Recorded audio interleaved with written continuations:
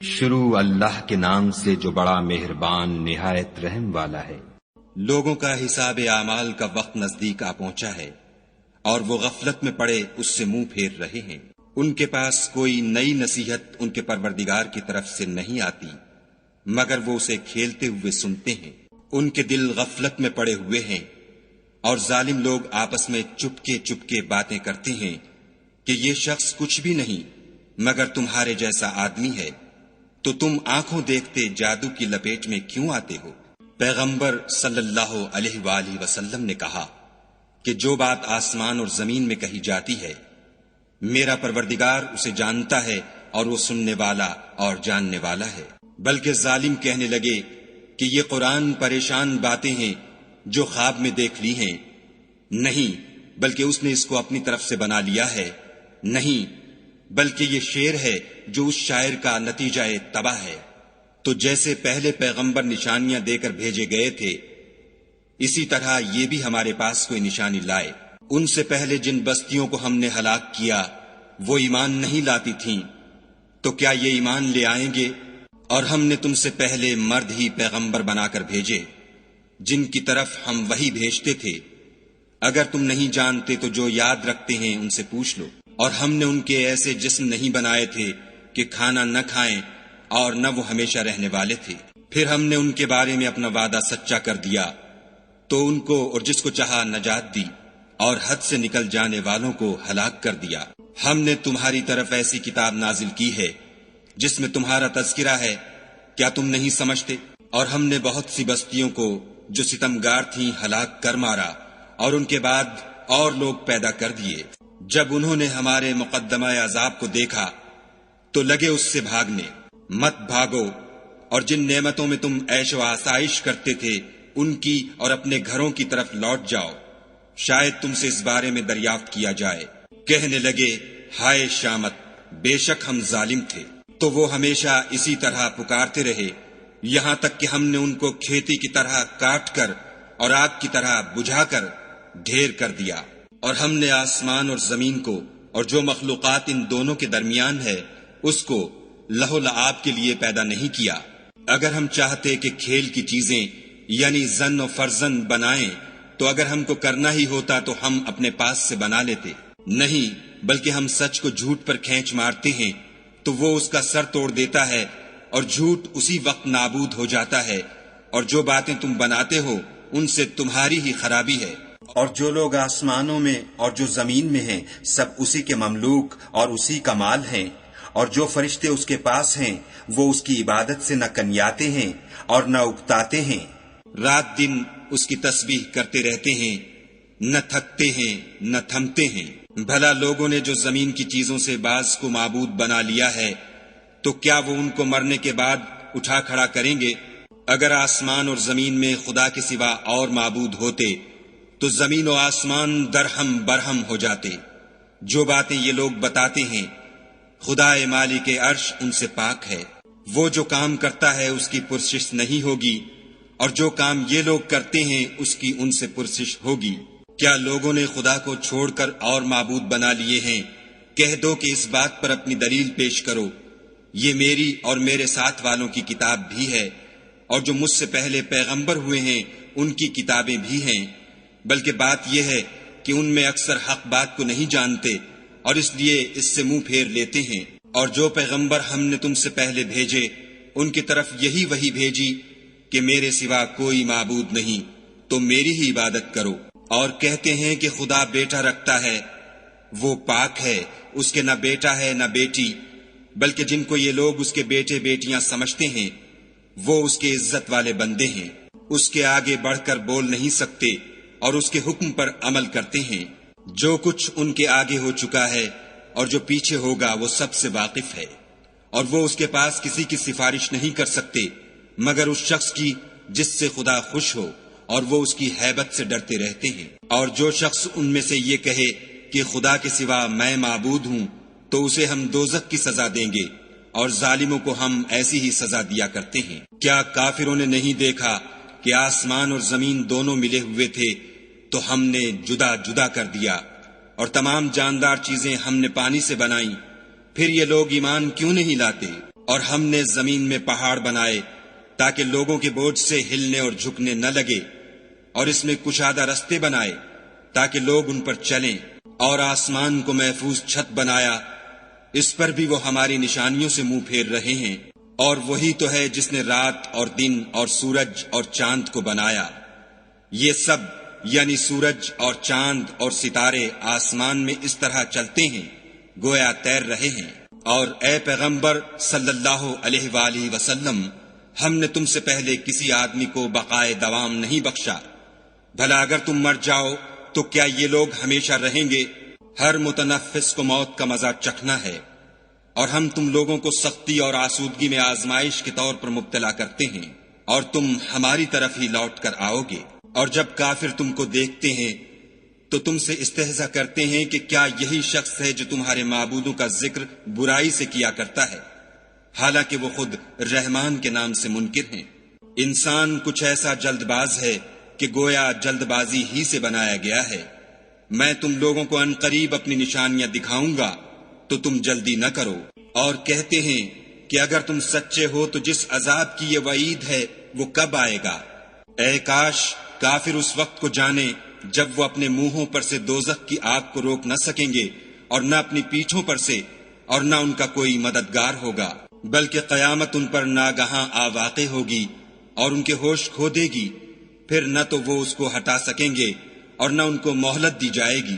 اور تم سے پہلے بھی پیغمبروں کے ساتھ استہزاء ہوتا رہا ہے، تو جو لوگ ان میں سے تمسخر کیا کرتے تھے ان کو اسی عذاب نے جس کی ہنسی اڑاتے تھے آ گھیرا۔ کہو کہ رات اور دن میں خدا سے تمہاری کون حفاظت کر سکتا ہے؟ بات یہ ہے کہ یہ اپنے پروردگار کی یاد سے منہ پھیرے ہوئے ہیں۔ کیا ہمارے سوا ان کے اور معبود ہیں کہ ان کو مصائب سے بچا سکیں؟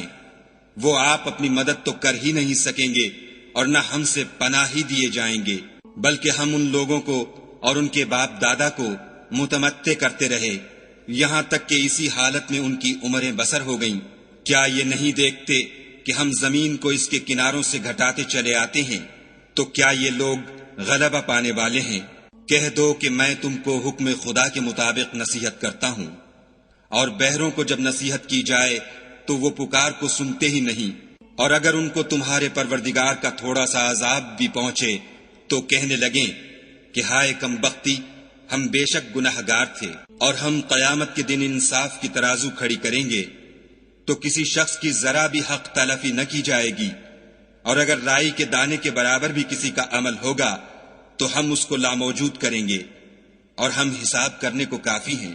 اور ہم نے موسیٰ اور ہارون کو ہدایت اور گمراہی میں فرق کر دینے والی اور سرتاپا روشنی اور نصیحت کی کتاب عطا کی، یعنی پرہیزگاروں کے لیے جو بن دیکھے اپنے پروردگار سے ڈرتے ہیں اور قیامت کا بھی خوف رکھتے ہیں۔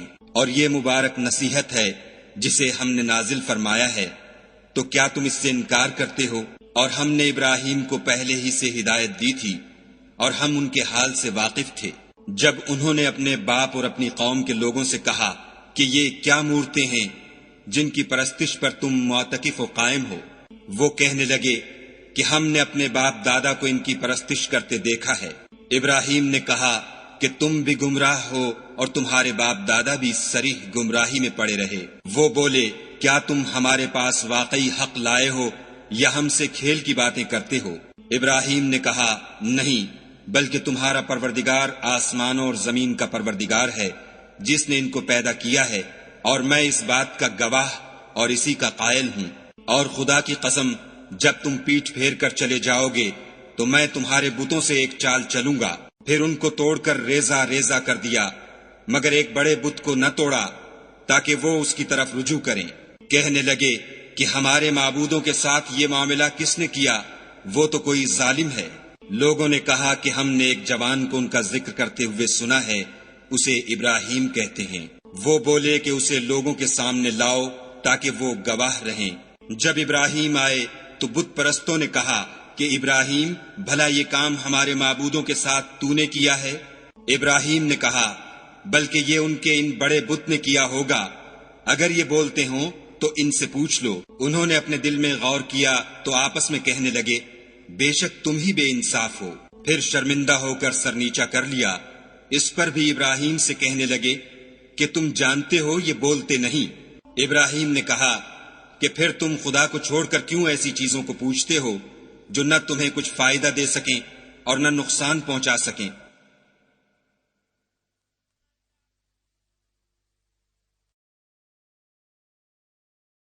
تف ہے تم پر اور جن کو تم خدا کے سوا پوچھتے ہو ان پر، کیا تم عقل نہیں رکھتے؟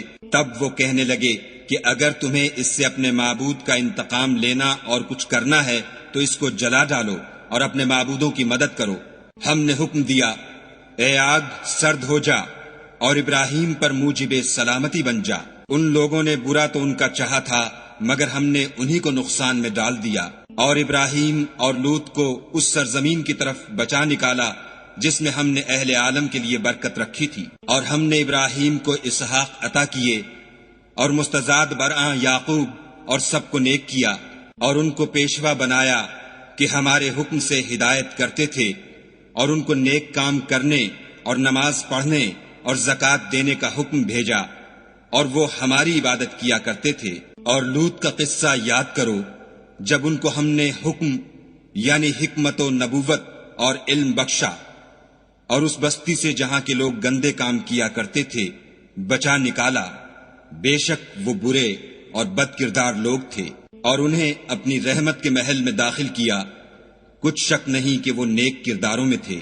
اور نوح کا قصہ بھی یاد کرو جب اس سے پیشتر انہوں نے ہمیں پکارا تو ہم نے ان کی دعا قبول فرمائی اور ان کو اور ان کے ساتھیوں کو بڑی گھبراہٹ سے نجات دی، اور جو لوگ ہماری آیتوں کی تکذیب کرتے تھے ان پر نصرت بخشی، وہ بے شک برے لوگ تھے، سو ہم نے ان سب کو غرق کر دیا۔ اور داؤد اور سلیمان کا حال بھی سن لو کہ جب وہ ایک کھیتی کا مقدمہ فیصل کرنے لگے جس میں کچھ لوگوں کی بکریاں رات کو چر گئی اور اسے روند گئی تھیں، اور ہم ان کے فیصلے کے وقت موجود تھے، تو ہم نے فیصلہ کرنے کا طریق سلیمان کو سمجھا دیا، اور ہم نے دونوں کو حکم یعنی حکمت و نبوت اور علم بخشا تھا، اور ہم نے پہاڑوں کو داؤد کا مسخر کر دیا تھا کہ ان کے ساتھ تسبیح کرتے تھے، اور جانوروں کو بھی مسخر کر دیا تھا، اور ہم ہی ایسا کرنے والے تھے۔